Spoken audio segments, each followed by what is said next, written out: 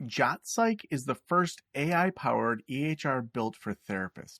It automatically writes your notes and handles scheduling forms and more. Try it free and get 50% off your first 2 months with code JOE at jotpsych.com.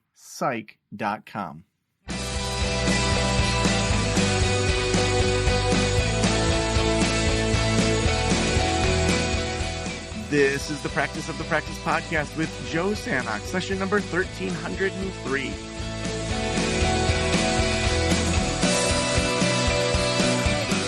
I'm Joe Sanok, your host, and welcome to the Practice of the Practice podcast, where we help you build a thriving private practice you absolutely love. On one side, we want you to thrive. We want you to have good business operations. We want you to be able to know what you're doing, know where your goals are, know your KPIs, all those businessy things.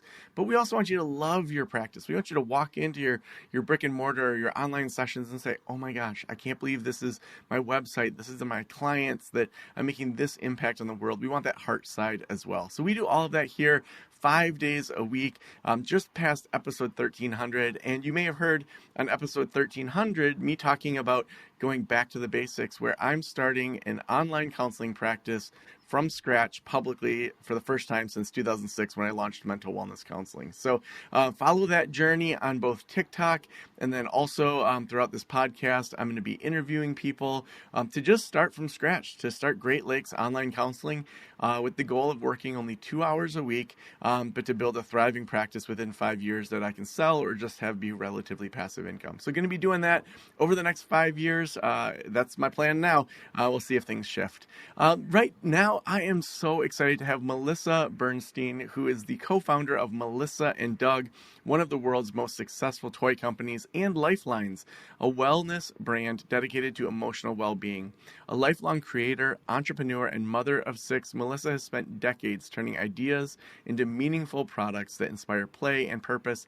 Her new book, The Heart of Entrepreneurship, Crafting Your Authentic Recipe for Success, came out through Sounds True in November of 2025. It just came out. Distills her creative and business philosophy into a hands-on guide for building ventures rooted in authenticity, curiosity, and resilience.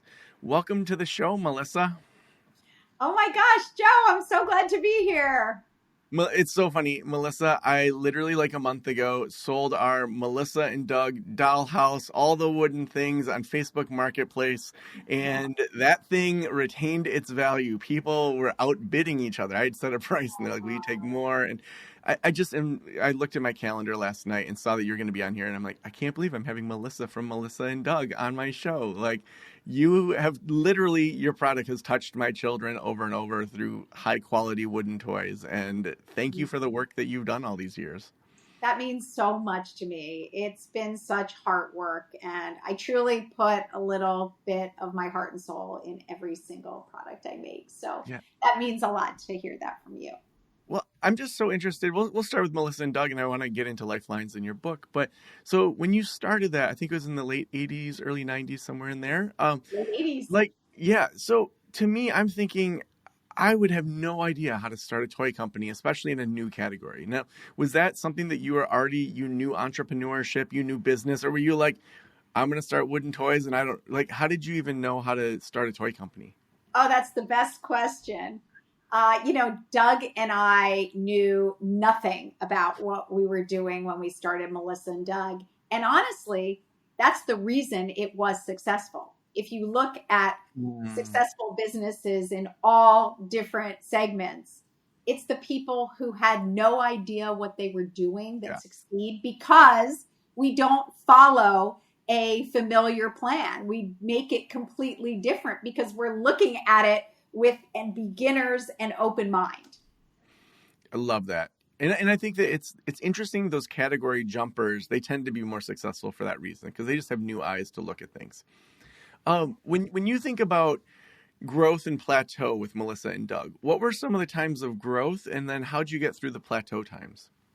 Wow, we had so many. We call them inflection points, which is where you reach this point when you're like, how do we bust through to the next inflection point? And I think with Melissa & Doug, it was pretty easy to see what those points were.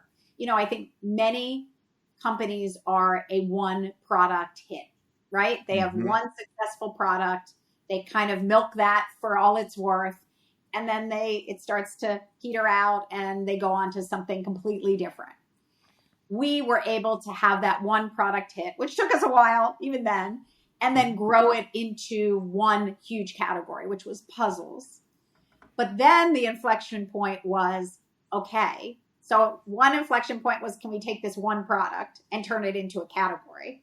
Then can we take this one category and turn it into another category and another category and another category? And that was the first time when people would call us a puzzle company, and Doug and I would say to ourselves, oh no, we are not just a puzzle company. We We are are not stopping there. a children's company. Then we parlayed that into wooden toys. And then they said, oh, we get it. You're a wooden product company. You're a wooden toy company. And we said, oh no, we're not a wooden toy company. And then we did lifelike, realistic plush stuffed animals, because we wanted to say to people, don't type us, don't put us in a box. Like, we have the creativity to go wherever we want to go, which wasn't really true. It was a very hard work, and we messed up a few categories. But the truth was, I'd say once we sort of stepped out of wooden toys and created a category that was in a completely different medium, a different material, that's when we sort of knew that we could continue to do this again and again. It reminds me of, I just took the master class on it from Liquid Death, the like bubbly, it looks like an energy drink, but it's just sparkling water. And how they started with just being water, and then they went into sparkling water, and then they went into just all these kind of healthy alternatives to energy drinks. And same sort of idea of that they didn't want to just be stuck in one category, but they did want to strategically move into other categories. Exactly. We took our core premise. Yeah, I would have loved to have been a fly on the wall during some of those discussions as to how to maneuver that, but not lose your core audience. What do you think you guys did well in keeping your core audience? And where do you think, as you just reflect on it, that you could have done things differently? It's a great question. I mean, I think the reason we succeeded is because we never lost sight of our core tenets and the things that were most important to us. And basically, with Melissa and Doug, it was take dull, lackluster, boring categories and turn them on their head, inject them with pizzazz, and make them fun and engaging and fresh for a new generation. And that was really, and bring them forward at super accessible pricing.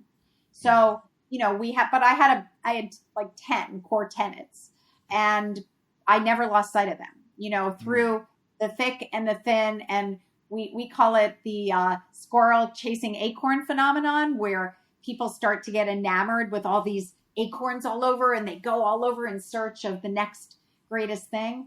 That never happened with us, because we held so firm to what was unique and special and different, and the place where nobody else wanted to go, right? All our peers were chasing trends. They were chasing technology. They were chasing hot licenses. And we never were victim of that. We stayed with the core, basic, classic with a twist. Now, I'm wondering, a lot of friends or partners or married couples will start businesses, and it either ruins the business or it ruins the couple. How did you and Doug sort through that? I mean, some people will say, okay, I'm going to be the operations person, you be the marketing person. Other ones have weekly meetings that they really like dig in and have overlap. Other ones are super intertwined with each other. What did you guys do? It's a great question. And I would say, of everything I've ever asked, the first one is, how did you ever work with your husband for, well, I'm still working with him on our second venture. So it's been close to 40 years that we've worked together. And, I mentor so many young entrepreneurs. And I talk about this in the new book too. It's very important, if you have a business partner, that your duties are in what I call different areas of the pie. So if you think about an entrepreneurial venture as a pie, and all the slices of the pie are the different aspects that it takes to run that venture, Doug and I, just by luck, by karma, whatever you want to call it, we happen to each be the two halves of the pie, the opposite halves. And what he's really good at and passionate about are not the things I'm passionate and good at. So we were very fortunate that we didn't overlap on those slices of the pie, because I find when two founders or partners overlap in the same areas, basically they tend to argue and debate every single decision, and there's no autonomy to get things done, and it stalls. A lot of times it gets locked in sort of debating and not moving the venture forward. But because we're both, in completely different halves that are both necessary, we allowed each other to do our thing. And, we came together when we needed advice in our area of the pie. But basically, most of the time, we were just both running like crazy to get our particular things done. Mm. Such great advice. I know when I sold my counseling practice back in 2019, I wrote a paper in second grade about wanting to be a psychologist. And so there was a huge loss of identity as I sold that practice, as I moved into just doing practice of the practice, which I'm still obviously in the mental health space. But, to not be doing therapy, there was a lot of like, well, what will people even listen to me on the podcast not having a counseling practice anymore? For you and Doug, after you sold, how did that kind of identity shift work for you? How did you get through that? What advice would you have for people that are selling their practices? Wow, that's an amazing question. And to be totally honest with you, it was one of the most horrible experiences ever. Oh. I don't think I realized how intertwined Melissa and Doug was with who I was. And because we started when I was 22 and Doug was 24 years old, it really was part of my personal development. Like, it became part of who I was, and creating toys, creating something tangible from the chaos that reigns within me sort of became my method of being okay in the world. Mm-hmm. And I really didn't realize how difficult that would be.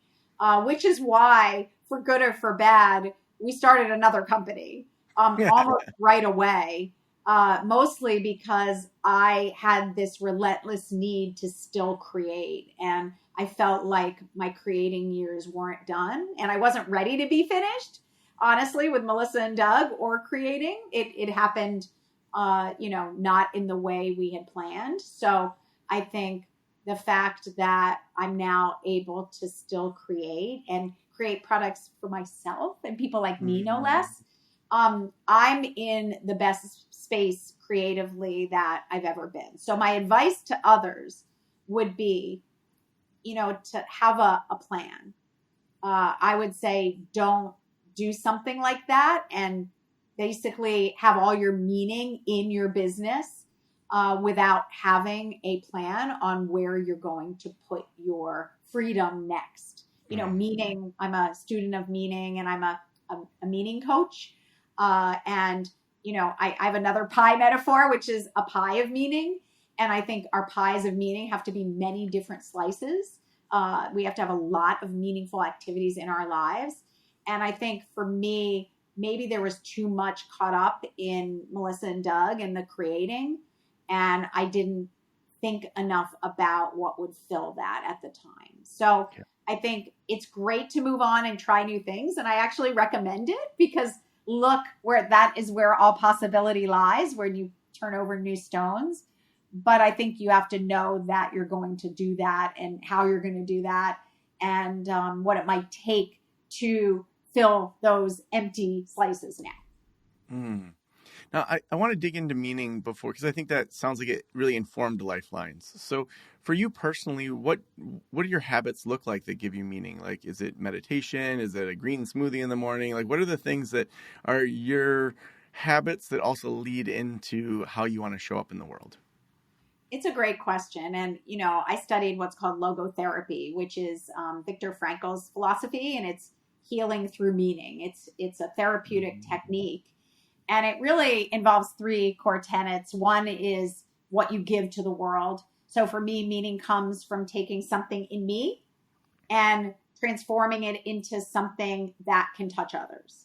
So it's very critical for me to serve in a larger way that is transcending my small self. Because if I get stuck in myself, I get into a lot of trouble. So I'm always trying to channel. And whether that's talking to people and mentoring, which I do extensively, whether it's coaching people on meeting crises they're having, or whether it's creating products, any of those gives my life tremendous meaning. But meaning is also what you take from the world. That's the second core tenet. So it's also, can you squeeze all the juice there is to squeeze out of life? And can you appreciate and enjoy being with others, building relationships, friendships, food, culture, art, music, nature? And it's really being grounded and present enough to be able to take joy in whatever's around you.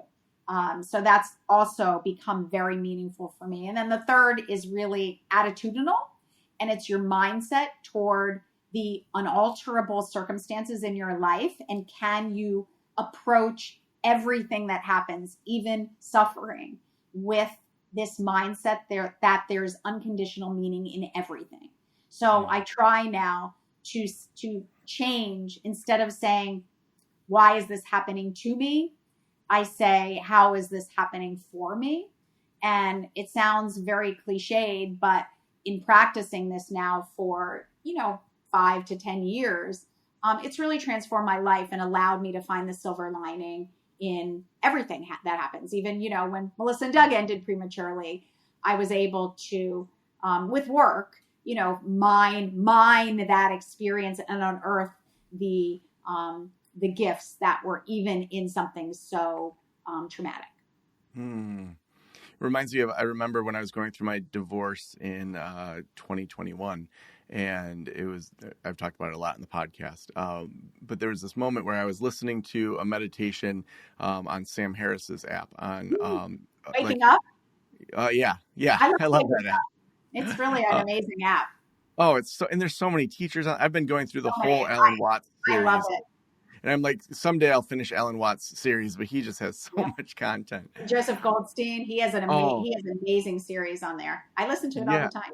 Oh, that's awesome. So I was listening to this one on Stoicism, and I'm sitting in the hot tub outside, and I'm like really feeling sad. And the whole exercise is thinking about who would love your life right now with all of the challenges. And so I'm like, okay, I'm sitting in 500 gallons of fresh water that sure has chlorine in it, but I think probably half the world would love to have access to that much water, that alone. And then it was just like, okay, I live in a house that's probably larger than our neighborhood, so, that's, another percent. I have 2 really healthy kids that, enjoy life and love me, and things are going. And so as I went through it, it's like, oh my gosh, yes, this is a very difficult time for me personally. And when it all shakes out, it's like I have so much more than what other people have. And not that it has to be a comparison, like my pain's not as bad as yours, but it's like, it just put it in perspective that I have so much here. You do. And that relates to another concept that's connected to Stoicism. Friedrich Nietzsche used to say, amor fati. I don't know if you've talked about that before, but it's this saying that's love your fate. And it's basically love every aspect of being human, whether it's the positive and the negative. Just let it all in and accept and allow all of it. It's so good. I've talked a lot about through our psychedelic series, when we were talking about psychedelic therapy, that in working with my guide, every time I come out of an experience, it's almost the same. It's, you get to be Joe. You get to see the world through Joe's eyes. How amazing is that? Just savor it. And so however we get there, it's just great to say, I want to get there, and I also want to hold the pain. I want to hold the suffering. I want to, all the nuance that comes with being human. Yes.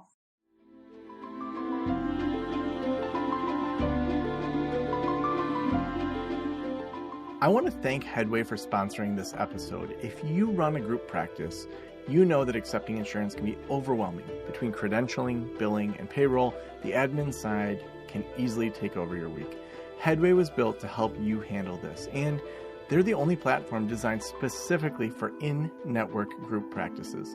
Whether you're growing your team or running an established practice, Headway makes the business side easier with faster credentialing, higher per session rates, and bi-weekly payments your team can count on.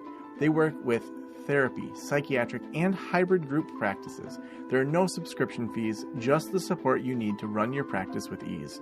Run your best group practice with Headway, trusted by thousands of group practice leaders to simplify insurance admin and reach more people through in-network care.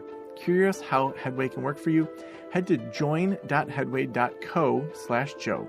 That's join.headway.co/Joe to learn more.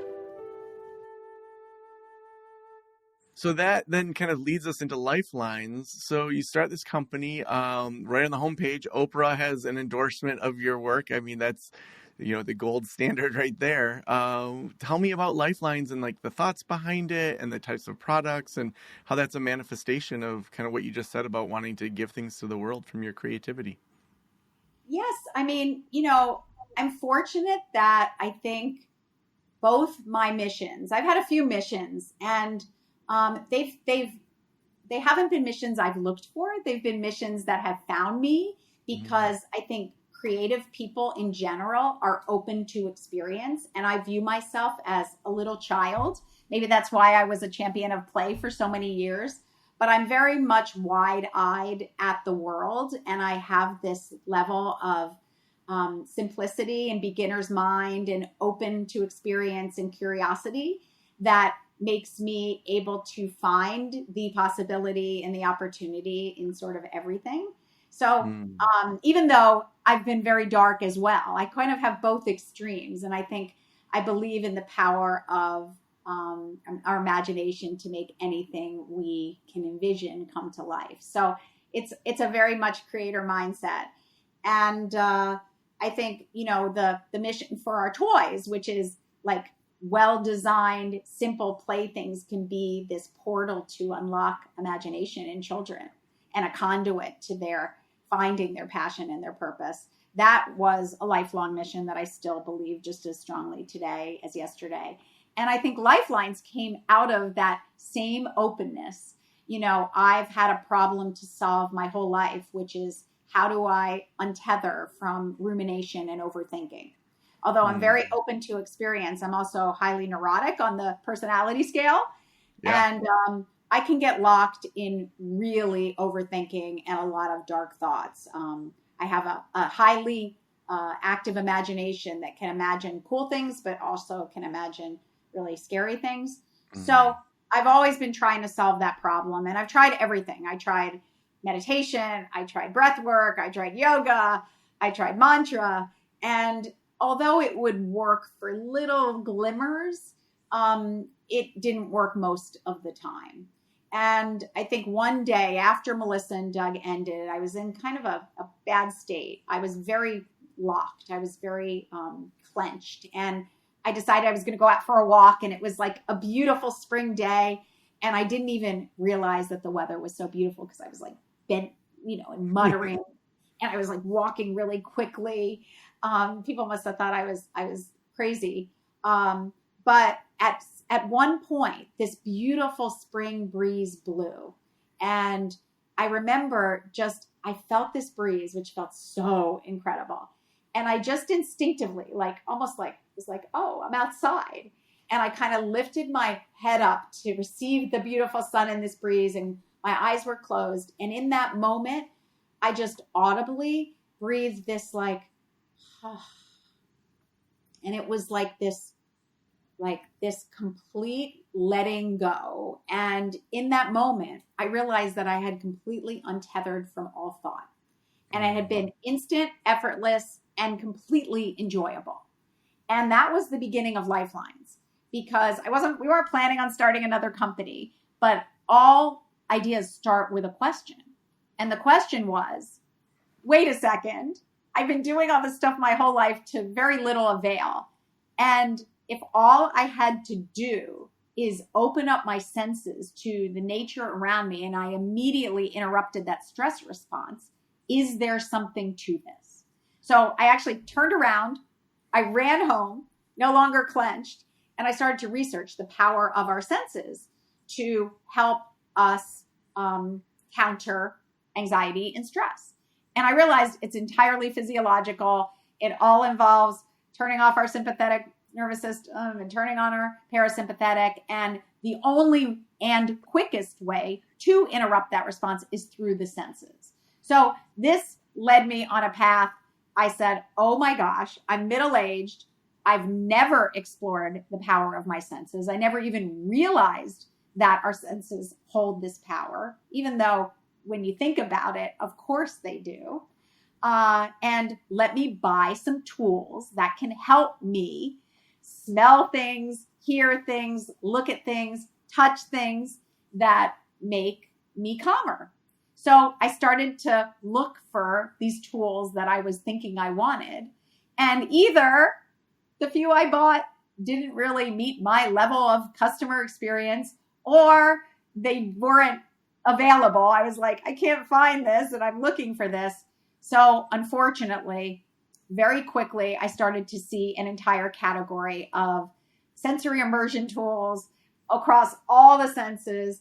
And I was like, oh, no. We're not doing this again. Like, we need to create, but we're not starting another consumer products company. That was the hardest 30 years ever. We're not doing this again. But it literally had sunk its teeth into me to such a degree. And the more I tried to push it away, the more I started seeing more and more products. So finally, after a couple months, I went to Doug and I said, Doug, I have good news and bad news. The good news is I think I see something that could have like legs.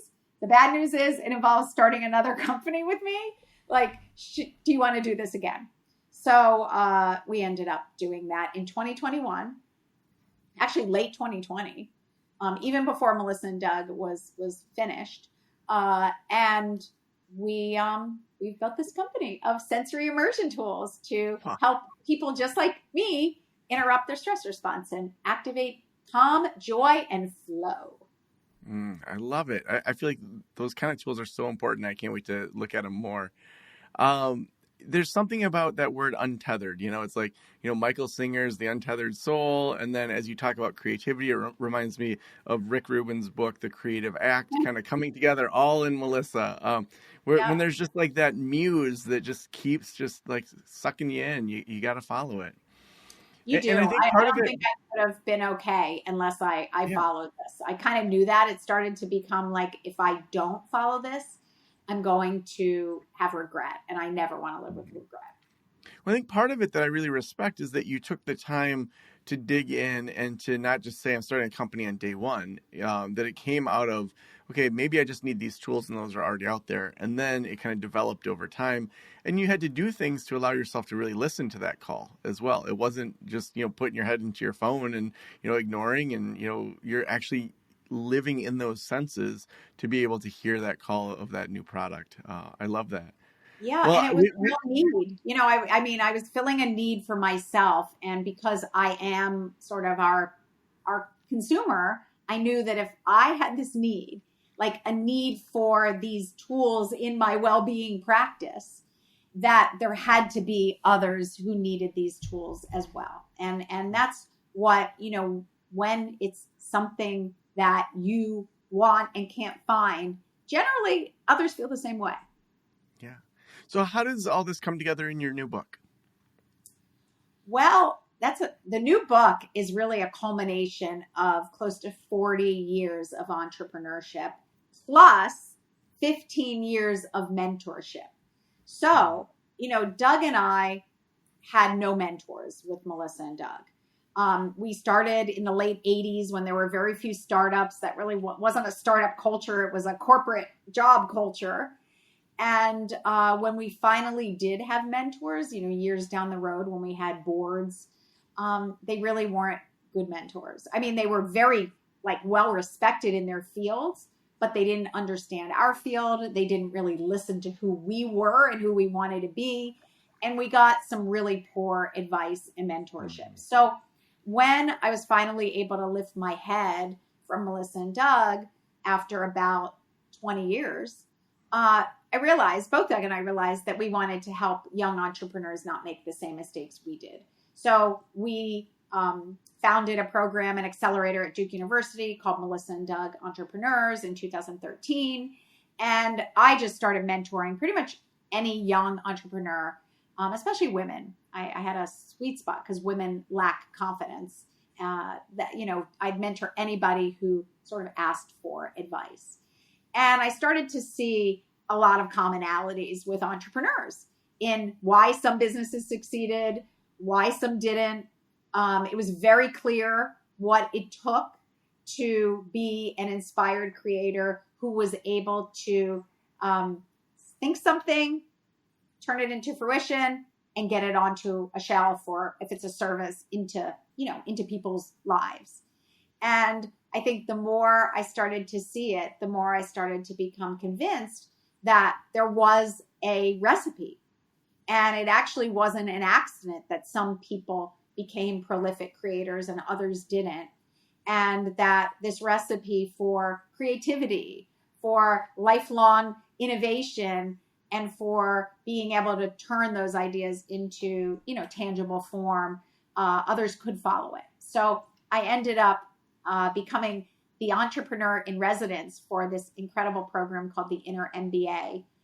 That's a joint venture between LinkedIn, Wisdom 2.0, and Sounds True Publishing. And I created sort of a 6-part series on these topics, like how to become an inspired, heartfelt entrepreneur. And the series, I did it for a few years, and it did well, but it was limited to people in that program, right, who paid for it. So, we thought that it could have a bigger reach. So basically this book is that curriculum that I created turned into a book with a ton of examples and all kinds of stories. What are some aspects of the recipe that really stand out to you that most entrepreneurs miss? Honestly, they miss almost every aspect of it because humans have what we call a rush mentality. So we are focused on the goal and not the process, and we want to race to a finish line. And entrepreneurship takes tremendous patience. And I say it takes patience, passion, and purpose, the 3 Ps. And usually all those are lacking. People don't really have a passion for what they're doing because the road of entrepreneurship is so fraught with challenges that if you don't love what you're doing and feel so empowered by your mission that you want to do whatever it takes to get it out into the world, you will give up way, way before you get there. It takes tremendous patience. These things, it's taken us, Lifelines, we're almost going on 5 years and we're still, losing money. We're still not profitable. We're still working really hard to get there. Hopefully next year we will. But and we've done it before. Like, it's really hard and it's a slog and you have to be willing to do that. And the purpose part, it's connected to passion, but the purpose is feeling like you are a steward of something greater than you. And I think, when you feel that way, when you truly feel inspired by what you're doing, it sort of gives you the wind. It's the wind in your sails to keep on pushing relentlessly forward. So I think most people don't have those qualities and they pursue things just for the sake of pursuing them. And their products are replicative. There's nothing unique about what they're putting out. There's so many reasons. And, they're Me Too products, and they don't think enough about creating something that is truly differentiated and has a reason to be in the world. So that's the other thing, right? They rush, they miss all the nuance, and then they don't create things that the world really needs. Or the world might need it, but it's already been created 500 times before you and has perfect reviews on Amazon. Like, the world doesn't need another one unless yours is highly differentiated. So good. Melissa, the last question I always ask is if every private practitioner in the world were listening right now, what would you want them to know? Wow. I think, what we've done recently is we've pathologized anxiety. And anxiety is endemic to being human. You can't be human without feeling anxiety. However, in this world today, right, anxiety is at an all-time high because the world is so unstable. It's so erratic. We don't know what's happening from day to day. And we have a 24/7 news cycle that's making us all highly emotional. So what I've realized is we can have anxiety. We just need tools to manage it. And I call it when I go above the line, what I need is to know that I have the tools within me to get myself back to the line, or I go below the line, so that I can still be okay. And we can use tools. We can use tools that Lifelines makes. We can use tools like nature, right? And things that you can smell that are not, created by a company. We can use tools through our senses to create our own holistic well-being practice and manage the anxiety that's part of being human. And if we can develop those practices earlier and earlier, we will go through life much more content, grounded, and able to really find joy. So awesome. If people want to get your book, if they want to get things from Lifeline, where should we send them?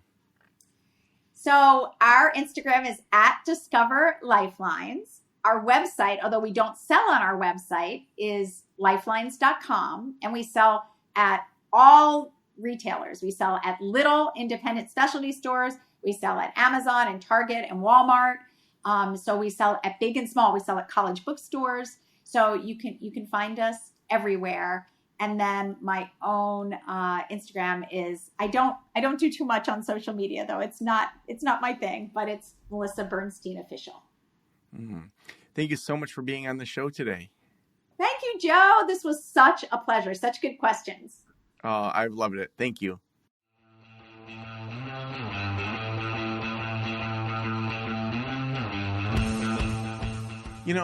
One of the things about a podcast is that you get to talk to people all over the world that are doing interesting things. I feel like there were so many just things Melissa just said that I could have drilled into and done a whole episode on. This idea of being a, quote, thought leader, to me, it's more like being a listen leader. I get to just listen to these amazing people, and I get to learn, and that helps me in my consulting. It helps me in my parenting.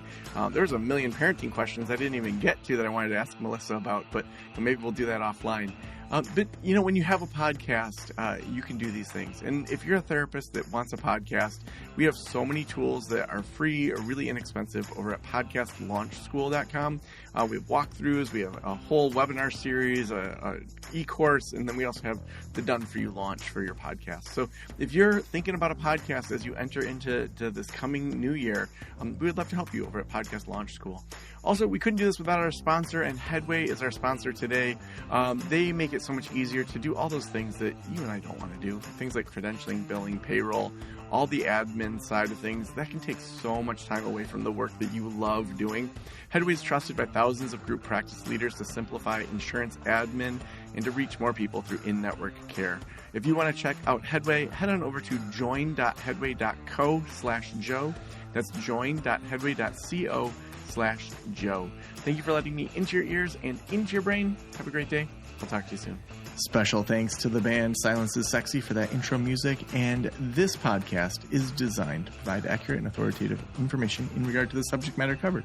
It is given with the understanding that neither the host, the producers, the publishers, or guests are rendering legal, accounting, clinical, or other professional information. If you want a professional, you should find one.